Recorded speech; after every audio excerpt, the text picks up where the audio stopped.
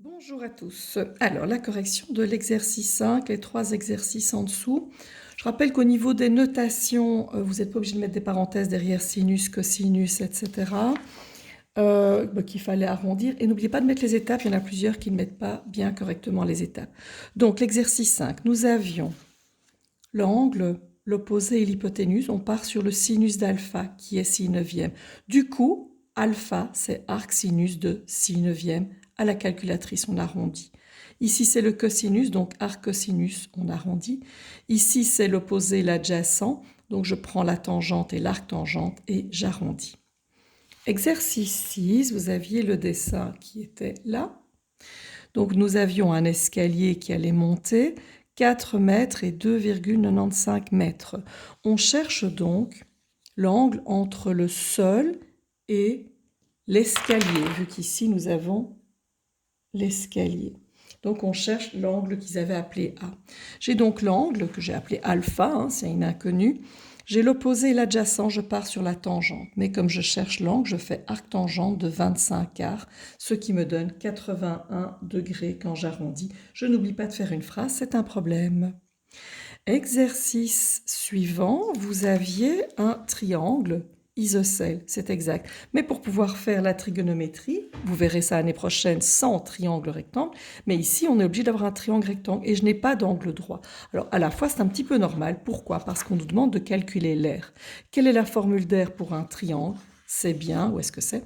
R est égal à base fois hauteur sur 2. La base, je ne connais pas. La hauteur, je ne connais pas. Mais au moment où je trace la hauteur, je trace une perpendiculaire. Et vous voyez du coup, du côté droit, vous avez bien un triangle rectangle, comme on faisait avec Pythagore. On cherche le triangle rectangle. Et quand on a le triangle rectangle, on peut démarrer la trigonométrie et les formules, sauf que le 100 degrés, bien sûr, on le divise en 2, ce qui nous donne du 50. Et on est parti pour chercher d'abord la hauteur. On a l'hypoténuse et on a l'angle, et on cherche l'adjacent. Du coup, ça devient cosinus pour 50 degrés, adjacent sur hypoténuse. Je calcule, je trouve 5,12 cm. Puis, je cherche la base. Alors, j'ai mis petit b parce que la grande base, c'est 2 fois plus grand, évidemment. D'ailleurs, on pouvait calculer d'abord l'aire de celui-là, puis faire fois 2, mais moi, j'ai choisi l'aire du tout. Bref, ça ne change rien sur le petit b.